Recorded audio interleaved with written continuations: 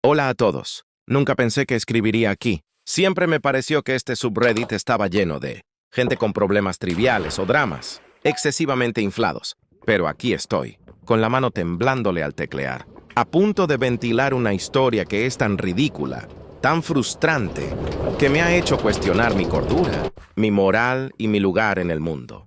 Necesito un veredicto imparcial porque en mi cabeza, la justicia y la decencia han sido pisoteadas durante décadas, y mi reacción, aunque brutal, se sintió necesaria.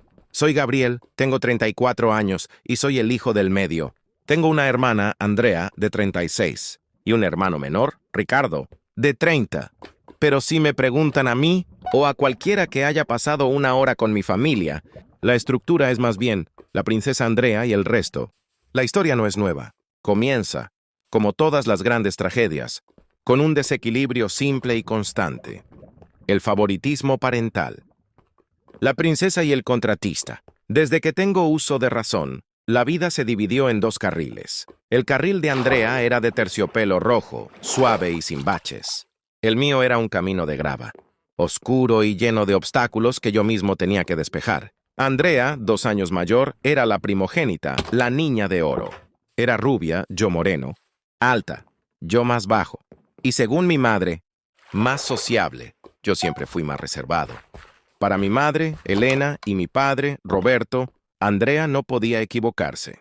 Cualquier error era culpa de la situación, del profesor o de una mala alineación astral. Cuando Andrea reprobó un examen de cálculo en la preparatoria, mi madre llamó al director, insistiendo en que el temario era demasiado estresante para su brillante hija.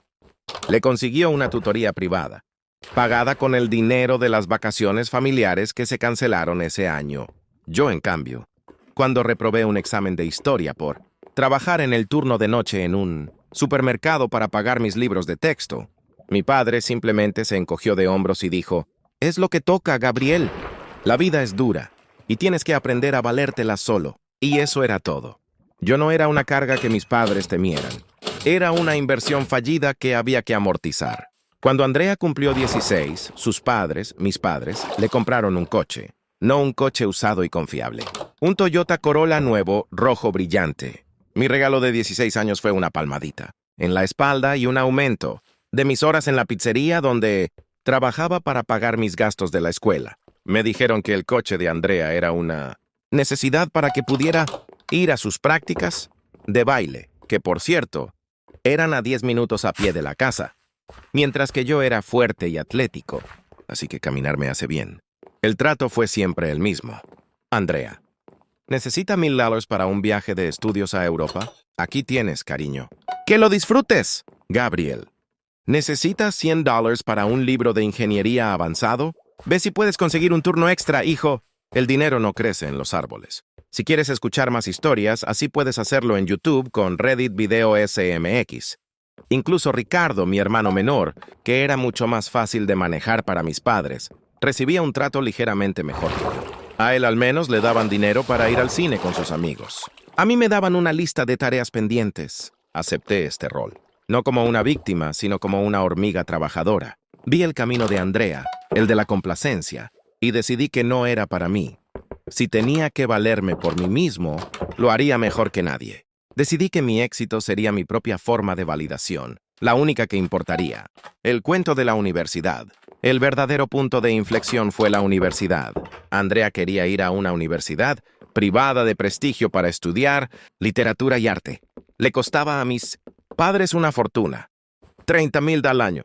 Mi padre, que siempre había dicho que no teníamos tanto dinero, de repente encontró la forma. Sacaron una segunda hipoteca sobre la casa y la pagaron sin chistar. Mi madre, incluso, organizó una fiesta de recaudación de fondos, algo totalmente ridículo, y le compró una MacBook Pro de última generación para sus necesidades artísticas. Yo quería estudiar ingeniería de sistemas en la universidad pública. La matrícula era infinitamente más barata, pero aún así, cuando pregunté si me ayudarían con los costos de vida, la respuesta fue un rotundo y frío: «No podemos, Gabriel. Estamos pagando la educación de Andrea. Ella sí necesita el apoyo». Esa frase se me grabó a fuego. Ella sí necesita el apoyo. Implicaba que yo no. Implicaba que mi camino, mi futuro era secundario. No discutí. No supliqué. Simplemente dije, entendido. Me matriculé en la universidad pública. Trabajé a tiempo completo en una gasolinera durante las noches, de 10 p.m. a 6 a.m. y asistía a clases durante el día. Dormía 4 horas, hacía mis deberes en la biblioteca y repetía el ciclo. Hubo semanas en las que vivía a base de sándwiches de mantequilla, de maní y jalea, porque el dinero del turno de noche tenía que ir a la matrícula o el alquiler de mi pequeña y mugrienta habitación de estudiante. Mientras tanto, Andrea me enviaba fotos desde el campus, disfrutando de fiestas con sus amigas. En una llamada, me mencionó que sus padres le habían enviado $5,000 extra para decoración de su apartamento, porque el mobiliario de la universidad era demasiado feo. Mi resentimiento se convirtió en una armadura. Ya no sentía envidia, sentía una resolución de hierro. Ellos iban a ver. Yo iba a triunfar de una manera que su dinero nunca podría pagar. Me gradué con honores. Fui el mejor de mi clase. Un logro que mi padre minimizó diciendo, claro, es una universidad pública. No es lo mismo que la de Andrea. Andrea, por cierto, se graduó con un título en literatura que nunca usó. Pasó los siguientes 5 años viajando, pagada por mis padres, y haciendo trabajos creativos, esporádicos, que eran más bien hobbies. Si quieres escuchar más historias así puedes hacerlo en YouTube. Con Reddit Video SMX. Yo entré a trabajar en Tecnova, una de las empresas de tecnología más grandes del país. No empecé en la cima, por supuesto, pero mi ética de trabajo de 24 horas al día, 7 días a la semana, me disparó. A los 28 años, era director de proyectos y ganaba un sueldo de 6 cifras que la mayoría de mis compañeros mayores solo podían soñar. Mi vida cambió. Compré un apartamento propio. Luego un coche de lujo, un Audi para ser exacto. No por ostentación, sino porque quería el lujo que nunca me dieron. Pero lo más importante de todo, no le pedí a mis padres ni un centavo. De hecho, no les conté mi éxito en detalle. Sabían que me iba bien, pero creían que era simplemente un ingeniero. Mi validación llegó en forma de silencio. Esperaba que mi padre, el hombre que me había dicho que la vida era dura, se sintiera orgulloso. Esperaba que mi madre, la mujer que pagó $30,000 por el título de Andrea, al menos reconociera que yo había logrado más con menos de la mitad del apoyo. Su reacción fue decepcionante. Cuando les dije que había sido ascendido a director de proyectos, mi madre respondió, «Qué bien, Gabriel. Eso significa que ahora puedes empezar a ahorrar de verdad. A tu hermana le vendría bien un poco de capital inicial para ese negocio de velas artesanales que quiere montar». Mi padre simplemente preguntó si me daban coche de empresa. Cuando le dije que no, se encogió de hombros y volvió a ver el partido de fútbol. No hubo estoy orgulloso. No hubo bien hecho. Solo hubo ¿qué puedes hacer por Andrea ahora? El último sacrificio. La casa. A mis 30 años mis padres se metieron en problemas serios. La segunda hipoteca que sacaron para pagar la universidad de Andrea, más el dinero que le siguieron enviando para sus viajes y proyectos artísticos. Los había alcanzado. Estaban a punto de perder su casa. La casa familiar. Aquí es donde mi corazón, tonto y lleno de la esperanza de finalmente ganarme su amor, me traicionó. Sentía una profunda conexión con esa casa. No por los recuerdos felices, que eran escasos, sino porque era el único lugar que compartíamos. No quería verlos en la calle. Y, sinceramente, todavía tenía esa estúpida esperanza infantil de que un acto de generosidad tan monumental finalmente les abriría los ojos. Así que hice algo que mi asesor financiero me rogó que no hiciera. Compré la casa. No les di el dinero para que pagaran. No. Eso me pareció demasiado arriesgado, sabiendo cómo manejan las finanzas. Fui al banco, pagué la hipoteca restante y la puse a mi nombre. Luego les dije que ahora era mía, pero que podían vivir en ella sin pagar alquiler. Les dije que era mi regalo para ellos. Mi madre lloró, me abrazó y dijo que yo era su hijo más generoso. Mi padre me dio un apretón de manos un poco más firme de lo habitual y dijo, «Buen movimiento, Gabriel. Siempre supimos que lo lograrías». Durante los siguientes 4 años, no solo pagué la casa, que ahora era formalmente mía, sino que también pagué todas sus facturas. Luz, agua, gas, internet. El seguro del coche, el que les compré, porque el Corolla de Andrea había muerto. Y la tuve que ayudar, a ella también con el enganche, de uno nuevo. Los gastos de alimentación, incluso una pequeña pensión mensual para que pudieran ir al cine o cenar fuera. Mi sueldo se había convertido en el sistema de soporte vital de la familia. ¿Y Andrea, dónde estaba ella? Ella vivía en otra ciudad luchando, o eso decía, con su negocio de velas. Ella no contribuía con nada. Cero. A veces llamaba a mis padres para pedirles ayuda. Y ellos me llamaban a mí para que les transfiriera el dinero y ellos se lo enviaran a ella. A veces, por pura maldad o para probarlos, me negaba. Dile a Andrea que trabaje, les decía. A lo que mi madre respondía con un tono de decepción. Ella es sensible, Gabriel. Tú eres el fuerte. La dinámica no cambió. Nunca se trataba de cuánto les daba. Siempre se trataba de lo poco que yo valoraba mi propio trabajo. La escena clave. Esto me lleva al punto de quiebre. El momento que justifica o no mi reacción. Hace 2 semanas mi trabajo tuvo una reestructuración masiva. Fui ascendido a vicepresidente regional de operaciones.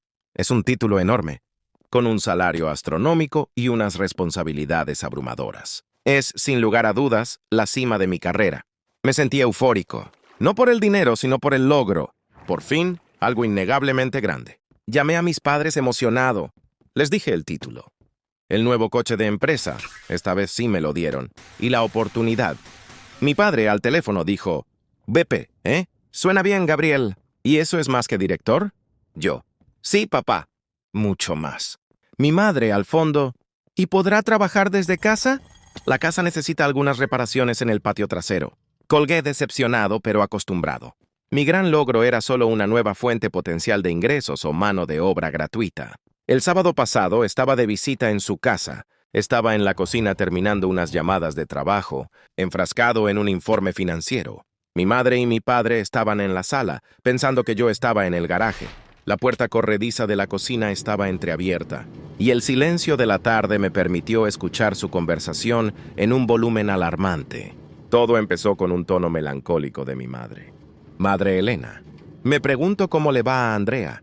Es tan creativa, tan frágil. Deberíamos enviarle algo más de dinero para que no tenga que preocuparse por las ventas de sus velas».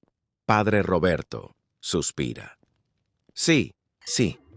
Pero Gabriel nos recorta cada vez que le pedimos. Dice que debemos aprender a presupuestar. ¡A nuestro hijo! El que nunca ha tenido que preocuparse por nada». Mi corazón se detuvo. El que nunca se ha preocupado por nada. ¡Ah! Madre Elena, es verdad. Y no sé por qué se pone tan engreído. Es solo un ingeniero. Todos los ingenieros ganan buen dinero. Es un trabajo aburrido y de oficina. No tiene mérito. El mérito lo tiene Andrea, que tuvo la decencia de estudiar algo noble, algo hermoso. Padre Roberto. Exacto. Y ahora es VP. Eso es suerte, no habilidad. ¿Sabe hacer sumas? ¿Eso es todo? Y míralo, nos tiene a sus pies porque nos ayuda. Como si no fuera su deber después de todo lo que hicimos por él. Debería darnos más, en realidad. Debería pagarnos por haberlo criado. Madre Elena. Pero no lo hace. Mira a Andrea. Ella es artista, pero por lo menos es un espíritu libre. Gabriel es como un robot. Un robot que nos mantiene, sí, pero un robot al final. ¿Te imaginas si hubiéramos podido enviarlo a una escuela de verdad? Tal vez tendría más carisma y menos necesidad de demostrarnos algo. Pero no. Tenía que ser un fracaso silencioso hasta que consiguió este trabajo de números. Fracaso silencioso. Esa frase. $30,000 al año para Andrea. La gasolinera. Los sándwiches. El no apoyo. La humillación. La deuda que asumí por ellos. Los miles que les transfería religiosamente cada mes. Todo. Absolutamente todo. Se resumía en ser un fracaso silencioso al que le había caído suerte. Fue como si una presa de acero que había contenido el resentimiento durante 34 años se hubiera roto de golpe. La sangre me hirvió. Apagué el teléfono y lo dejé caer en la encimera. Salí de la cocina. Me paré en el umbral. Ellos se callaron al verme asustados. Sabían que había escuchado. Sus caras eran máscaras de horror y vergüenza. Yo, Gabriel, tienen razón. Mi voz era baja, peligrosamente tranquila. Soy un fracaso silencioso que solo sabe hacer números. Y como solo sé hacer números, haré el cálculo final. Ellos intentaron balbucear, pero no les di tiempo. Yo, la hipoteca de esta casa, el recibo de la luz, el pago del coche, todo a mi nombre. El fracaso silencioso, el ingeniero aburrido, el robot, lo paga todo. El total, $4,500 al mes en gastos fijos. Un sueldo que nunca se molestaron en preguntar de dónde salía. Miré a mi padre, que estaba pálido, y a mi madre, con lágrimas en los ojos, por la culpa, no por el dolor. Pero he reevaluado la inversión. La rentabilidad es nula. De hecho, es negativa, porque la depreciación es total. La depreciación son ustedes. Están fuera. Tienen 30 días para irse. La casa se pone a la venta. Tienen suerte de que yo soy el propietario, no un banco. Les daré $50,000 en efectivo para que alquilen un apartamento. Y eso es todo lo que recibirán de mí. A partir de hoy, son responsables de su propia vida. Mi madre se levantó y gritó. Mi padre intentó razonar, balbuceando algo sobre la familia y el deber. El deber terminó. El fracaso silencioso se desconectó. Si tienen un problema, pueden llamar a Andrea. Ella es la que tiene el título noble y hermoso. Pero apúrense, porque dudo que sus velas puedan pagar una casa. Dejé a mis padres en medio de la sala, con sus gritos y súplicas resonando en mis oídos. El sonido no era de dolor, sino de indignación ofendida. Les había cortado su fuente de ingresos, su comodidad y, lo más importante, su derecho percibido a juzgarme desde el pedestal que yo mismo había construido para ellos. El viaje de vuelta a mi apartamento fue un borrón. Conducía mi Audi con la música apagada, sintiendo un vacío extraño. ¿Era libertad o soledad? Aún no lo sabía. Pero lo que sí sabía es que había iniciado una guerra total, y la primera oleada de ataques no tardó en llegar. El estallido de la princesa Andrea. A las 2 horas de mi partida, mi teléfono explotó. No eran solo mis padres. La furia provenía de mi hermana. Andrea, la artista sensible, la que nunca ha tenido que preocuparse por las ventas de sus velas, me bombardeó con mensajes de texto, luego llamadas fallidas, y finalmente, un correo de voz tan histérico que sonaba como una ópera de resentimiento. Correo de voz de Andrea, extractos. Gabriel, ¿qué diablos te pasa? ¿Estás loco? ¿Vas a dejar a mamá en la calle? ¿Quién te crees que eres? ¿El dueño del mundo porque tienes un trabajo aburrido y corporativo? ¿De verdad vas a dejar que papá tenga un ataque al corazón por un berrinche tuyo? Sabes que no tienen dónde ir. ¡Somos familia! No puedes simplemente tirar a la gente, especialmente después de todo lo que hicieron por ti. Te dieron la vida, Gabriel. ¿La vida? ¿Y esta es tu gratitud? ¿Por qué no te concentras en enviar el dinero que prometiste para mi fondo de marketing? En lugar de crear este drama estúpido, arregla esto ahora. Es lo menos que puedes hacer por mamá, que ha sacrificado todo por ti y por mí. Eres un monstruo egoísta. Nótese la simetría. Yo era un robot y un fracaso silencioso para mis padres. Para ella, yo era un monstruo egoísta con un trabajo aburrido.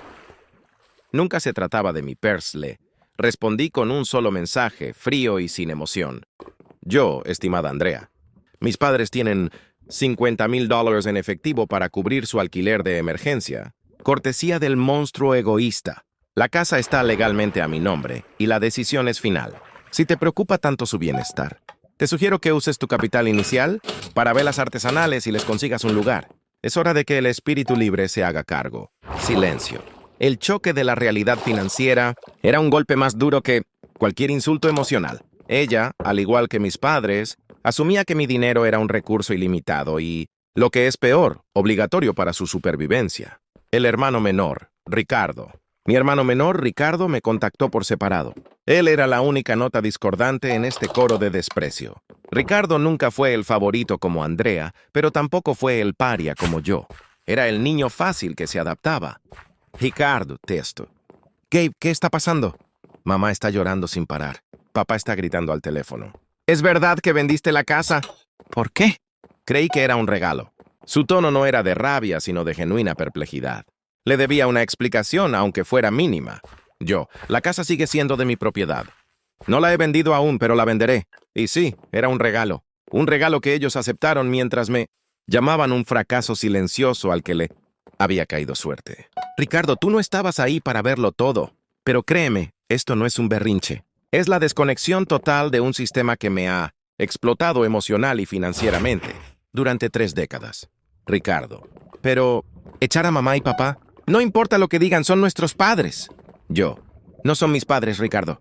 Son mis inquilinos desagradecidos que acabo de desalojar. Si esto te rompe el corazón, te sugiero que te prepares, porque pronto tendrás que decidir si eres parte de su sistema de apoyo o si construyes tu propio camino. Yo elegí mi camino. Cuídalos si quieres, pero no me pidas que los salve. Y por favor no te involucres en sus mentiras. Ricardo dejó de responder. No lo culpé. Él nunca había tenido que luchar por la supervivencia como yo. El conflicto lo paralizó. La amenaza legal vacía. Tal como esperaba, mis padres optaron por la táctica más predecible después, de fallar en la súplica emocional, la amenaza legal. 2 días después recibí un correo certificado de un bufete de abogados de medio pelo. El documento, redactado con una mezcla de fanfarronería y tecnicismos mal utilizados, alegaba que la compra de la casa por mi parte era, en realidad, un fideicomiso informal o una donación con usufructo tácito, y que, por lo tanto, yo no podía desalojarlos. Exigían que retirara la orden de desalojo y reanudara inmediatamente el pago de todos los gastos. Leí el documento y sonreí. Mi padre, Roberto, el mismo que me había dicho que la vida es dura y que no había dinero para mis libros, ahora gastaba el poco efectivo que le quedaba en abogados para intentar robarme mi propiedad.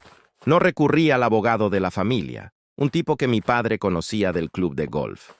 Fui directamente a mi propio abogado corporativo, un profesional que maneja contratos de miles de millones de dólares en Tecnova. Le presenté toda la documentación, la escritura de la casa a mi nombre, el estado de cuenta bancario que mostraba la transferencia del 100% del pago de la hipoteca a mi cuenta, directamente de mi sueldo, los registros de las transferencias bancarias de los últimos 4 años, etiquetadas como pago de servicios o pensión mensual, que demostraban que yo había sido su único sostén financiero.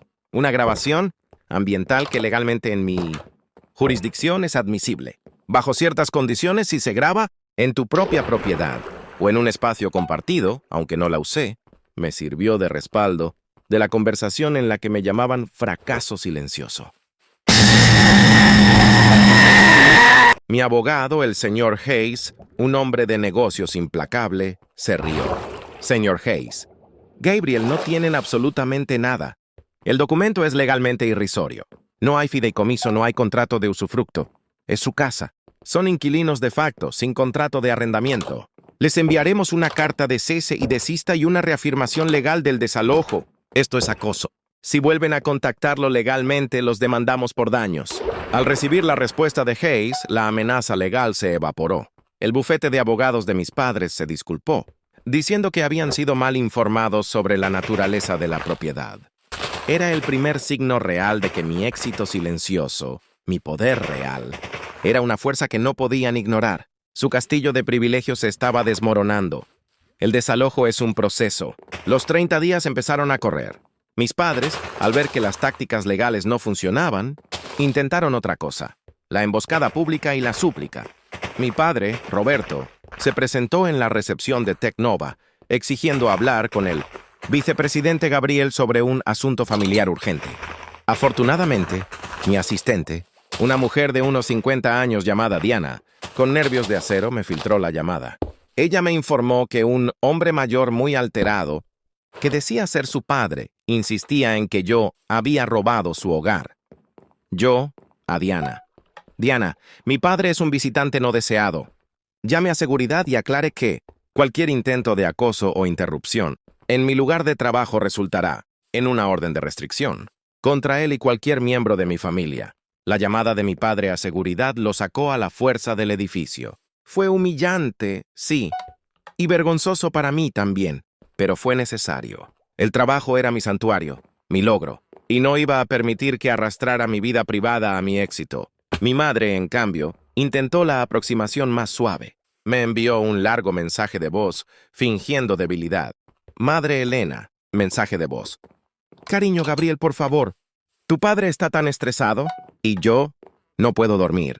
¿Sabes lo que va a pensar la familia? ¿Qué va a decir tu tía Carmen si se entera? Piensa en tu imagen, hijo.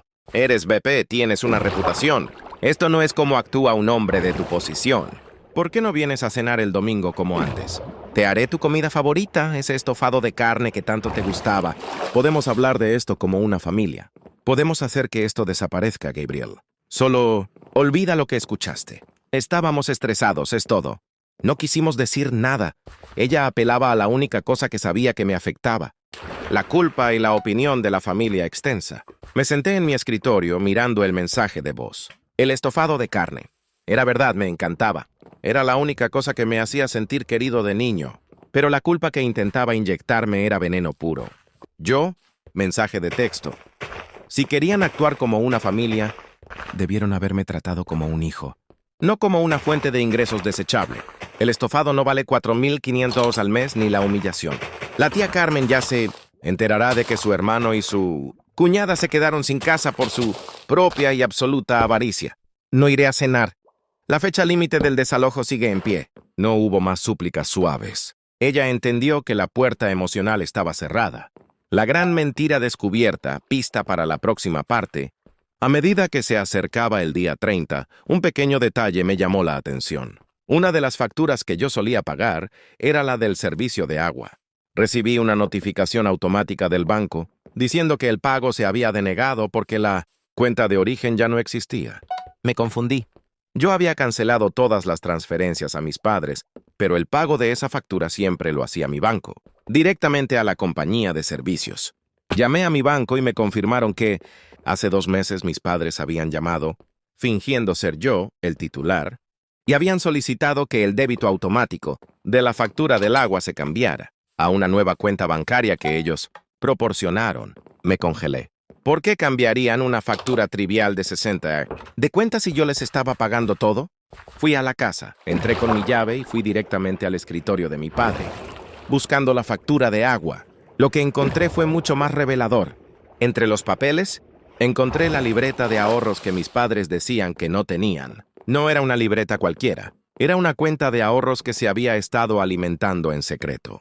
Y el nombre del titular de la cuenta no eran mis padres, era Andrea. En la libreta había depósitos regulares de mis padres, pero también, y esto me dio un escalofrío de traición, encontré un depósito grande, reciente, de hace 3 meses, por la cantidad de $15,000. Estaba etiquetado: préstamo para negocio de velas. No decir a Gabriel. Me di cuenta de que, mientras yo les estaba pagando su vida de lujo, mis padres no solo me despreciaban, sino que estaban desviando activamente fondos para financiar el hobby de mi hermana, con la esperanza de que ella triunfara mientras yo, el fracaso silencioso, pagaba las consecuencias. Mi rabia inicial se había basado en el desprecio. Mi rabia actual se basaba en la traición activa y la conspiración financiera a mis espaldas. El frío de mi corazón se hizo aún más profundo. Ya no había dudas. Lo que vendría ahora no era solo justicia. Era ejecución financiera. El descubrimiento de la libreta de ahorros a nombre de Andrea, con la nota manuscrita: préstamo para negocio de velas. No decir a Gabriel no fue solo una revelación. Fue el último clavo en el ataúd de mi piedad. Mi rabia inicial por el desprecio verbal era abstracta. Esta, sin embargo, era concreta, fría y contable. Mis padres no solo eran desagradecidos, eran ladrones que conspiraban activamente contra el proveedor que les daba techo. La suma de $15,000 era el último vestigio de la gran mentira. Mientras yo dormía en la gasolinera para pagar mis libros, ellos creaban un fondo secreto para el negocio de velas de la Niña de Oro, usando el mismo dinero que yo generaba con el trabajo que ellos consideraban aburrido y sin mérito. Estaban utilizando el capital de su supuesto fracaso silencioso para glorificar la vida de la artista sensible. La simetría era tan cruel que me resultó hermosa en su depravación. La fecha límite de los 30 días para el desalojo se acercaba rápidamente. Bloqueé todas las llamadas y mensajes de mis padres y Andrea, comunicándome exclusivamente a través de mi abogado, el señor Hayes. La única comunicación permitida era el itinerario para la mudanza. El trato era simple. Si se iban pacíficamente, recibían los $50,000. Si forzaban el desalojo, irían a la calle sin un centavo y yo los demandaría por el uso fraudulento de la cuenta bancaria. Mi amenaza surtió efecto. El miedo a perder la indemnización de emergencia era más fuerte que cualquier principio. El día del desalojo, el día 30, llegó. Estacioné mi coche a unas cuadras y observé. Mis padres habían contratado un pequeño camión de mudanza, pagado probablemente con parte de la pensión mensual que yo aún no había cortado formalmente. Había una tensión palpable. Mi madre, Elena, estaba demacrada, pero no por el dolor de perder un hogar, sino por la humillación de tener que hacerlo delante de los vecinos, que inevitablemente verían la escena. Mi padre, Roberto, parecía envejecido 10 años. Ya no era el hombre seguro que me había aconsejado sobre la dureza de la vida. Era un hombre pequeño, acorralado por las consecuencias de su propia avaricia. Esperé hasta que la última caja fue cargada. Una hora después, vi su viejo coche, el que yo les había comprado, salir del vecindario, cargado hasta el techo. Habían optado por irse antes de que yo apareciera para evitar un enfrentamiento final. Entré a la casa con mi abogado y un equipo de limpieza. La casa estaba vacía, pero llena de silencio. Había un aire de resentimiento suspendido en el polvo. Mientras revisábamos el lugar, encontré una nota pegada en el refrigerador. Ganaste, Gabriel. Esperamos que el dinero te haga muy feliz. Pero no olvides que un día te arrepentirás de haber destruido a tu familia. Siempre serás un hijo, y eso te atormentará. La nota no tenía firma, pero el estilo pasivo-agresivo era 100% mi madre. La quemé inmediatamente con un encendedor. El olor a papel quemado era casi tan satisfactorio como el olor a mojo de la libreta de ahorros. El señor Hayes me transfirió inmediatamente los $50,000 a una cuenta de Plica. Me aseguró que solo sería liberado a mis padres cuando ellos firmaran un documento legal que confirmaba la recepción de los fondos y el abandono total de cualquier reclamo legal futuro sobre la propiedad. De esa manera compraba mi tranquilidad y mi blindaje legal. Mientras la casa se vaciaba y se preparaba para ser listada, decidí hablar una última vez con Ricardo. Él me había mantenido a distancia, pero yo sentía que él era la única parte de esta ecuación que no estaba completamente podrida. Lo invité a mi apartamento. Se sentó en mi sofá incómodo. Ricardo, parece que lo hiciste. Están en un apartamento temporal. Dicen que es pequeño y que huele a humedad. Yo. Tienen $50,000 para encontrar algo mejor, Ricardo. Eso cubre un año de alquiler de un buen lugar. No es mi culpa que eligieran el más barato para ahorrar el dinero, probablemente para el negocio de Andrea. Ricardo, ella dice que estás siendo cruel, que tú tienes dinero ilimitado y que ellos nunca quisieron decir fracaso. Yo. Andrea siempre dirá lo que sea necesario para mantener el sistema funcionando, y tú eres parte de su sistema de negación. Te tengo que mostrar algo. Abrí la libreta de ahorros de Andrea en el escritorio. Puse el teléfono con la foto de la anotación de los $15,000. Se la pasé. Yo, mientras yo pagaba la hipoteca, los servicios, el coche y les daba una pensión. Ellos estaban reuniendo dinero en secreto para un préstamo para tu hermana. $15,000. Esto es más de lo que jamás me dieron para la universidad o para vivir, ni siquiera cuando estaba trabajando 80 horas a la semana. Ellos no solo me despreciaban, Ricardo, me robaban a mis espaldas para favorecerla a ella. ¿Entiendes la diferencia? Esto no es falta de apoyo. Esto es traición. Ricardo leyó la libreta. Sus ojos se abrieron en una mezcla de horror y realización. El velo de la inocencia se había roto. Ricardo. No lo sabía. Mamá dijo que era un préstamo pequeño de su cuenta de ahorro de emergencia para cosas de la casa. Yo. Esa es su habilidad, hermano. Mentir y manipular. Yo ya no soy parte de esa mentira. Ahora tú tienes que decidir. No te pido que me elijas, pero sí que seas honesto. Si te quedas en su órbita, tendrás que pagar sus cuentas y tolerar su desprecio. Si te vas, estarás solo, como yo. Ricardo se levantó lentamente. Estaba visiblemente afectado. Ricardo, necesito pensarlo. No puedo. No puedo simplemente cortar con ellos. Yo, tómate el tiempo que necesites. Pero cuando regreses a la casa de tus padres, recuerda que es un escenario que yo pago. Cuando te pidan ayuda, recuerda que ellos financiaron el fracaso de una y traicionaron el éxito del otro. La puerta de mi vida está abierta, Ricardo, pero ya no soy tu chequera. Esa fue la última conversación que tuve con Ricardo por mucho tiempo. Eligió el silencio. Como mi madre temía, el chisme familiar se propagó como un incendio. La tía Carmen me llamó, luego el tío Marcos. Todos me enviaban el mismo mensaje. Estás siendo duro. La sangre es más espesa que el agua. Echar a tus padres es una vergüenza. Respondí a todos con la misma frase. Cortante y final. Soy el dueño de la propiedad. Ellos son los que me deshonraron. Si les preocupa su bienestar, dirijan sus súplicas y sus cheques a ellos, no a mí. La única excepción fue mi abuela Clara, la madre de mi padre. Ella siempre fue una mujer de carácter que había luchado en su vida. Me llamó, y su voz no tenía reproche sino tristeza. Abuela Clara, Gabriel, sé que tu padre y tu madre siempre han sido injustos contigo. Lo sé. Vi cómo trataron a tu hermana y a ti, pero echarlos. ¿De verdad? Yo. Abuela, no es solo que me trataron mal. Me usaron y me traicionaron.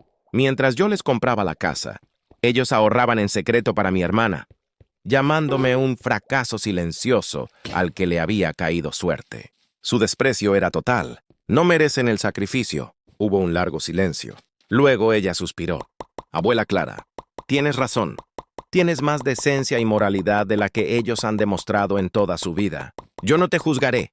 No te arrepientas de poner límites. Pero reza para que la paz que compraste valga el precio de la soledad. Ese comentario, el de la soledad, me dolió. Me hizo dudar por un segundo.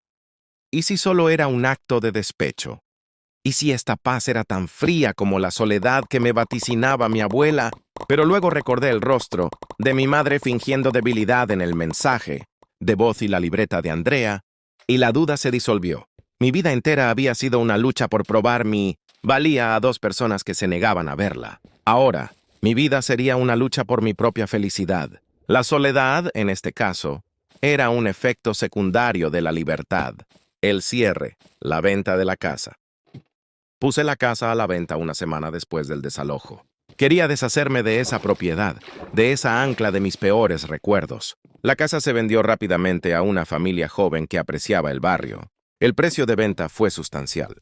Después de pagar los gastos de cierre, mis ganancias superaron mis expectativas. Lo usé para dos cosas. Compré mi paz. Invertí una porción grande en fondos de inversión a largo plazo, asegurando mi futuro. Compré mi comodidad. Compré un ático de lujo con vistas panorámicas, a 10 minutos de mi oficina en Tecnova. No era una casa familiar, era mi casa. Un santuario para mi vida soltera, sin deudas emocionales ni compromisos.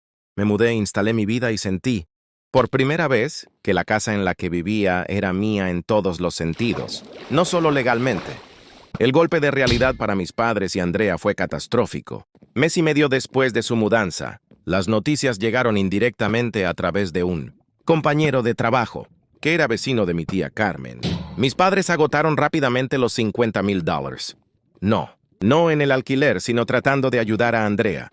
Con la presión de mi hermano y su supuesto negocio de velas artesanales, mi padre invirtió los 15,000 secretos más una gran parte de la indemnización de 50,000 en una feria de arte exclusiva para Andrea.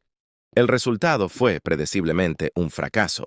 Andrea no vendió casi nada. La feria fue un desastre financiero y logístico. Andrea regresó a la ciudad de mis padres, obligada a vivir con ellos en el pequeño apartamento que tanto despreciaban. La princesa de oro ahora compartía una vida de penurias con los reyes despojados. El karma, pensé con una sonrisa amarga, era un colega BP en el área de finanzas. La dinámica cambió por completo en ese pequeño apartamento. Mis padres, que una vez habían reverenciado la artista, ahora veían en ella la causa directa de su propia bancarrota emocional y financiera. Las discusiones eran constantes. En un momento de desesperación, mi madre me llamó desde un número bloqueado. Madre Elena, por teléfono, voz áspera. Gabriel, ella está destrozada. Andrea está deprimida. Nos grita que somos unos fracasados. Nunca debimos haberle dado el dinero. Es tu culpa. Si no hubieras hecho este escándalo, esto no habría pasado. Ella no sabe manejar esto. Yo, espera. ¿Es mi culpa que tu hija sea una adulta inútil que no sabe vender velas? ¿Y que ustedes, mis padres, le hayan dado mi dinero a sus espaldas? No, señora. Es la cosecha de las semillas que ustedes plantaron. Ella es su proyecto fallido. Yo soy un hombre que les compró la libertad y ustedes la rechazaron. No me llame más. Colgué el teléfono. Fue la última vez que hablamos.